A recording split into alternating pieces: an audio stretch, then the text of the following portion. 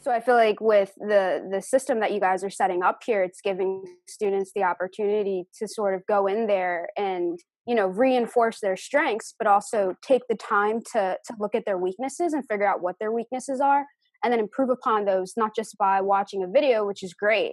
but also sort of putting them in that actual situation where, you know, you're responding to another system. And it's more, I guess it's more realistic in that sense, because it's one thing to watch the video, but then it's another thing to put it into practice.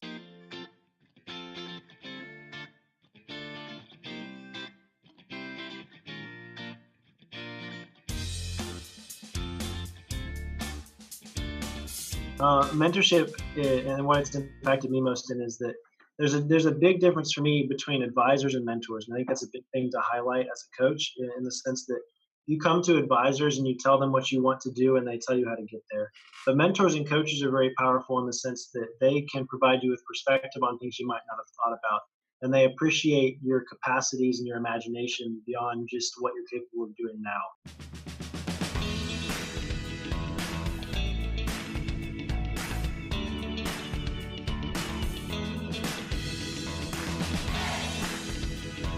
There's honestly nothing that I wouldn't give to be a college freshman again,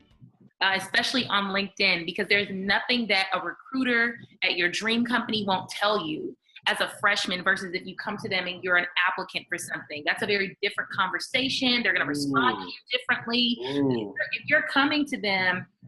for an intern and you know that there's an internship program that you want to apply to a couple of years down the road, well, you know, build that relationship now so that when you get on your interview, you're asking them for an update on how their vacation went, or you're asking for, you know, how are the kids? You know, this is at that point it'll just become a formality.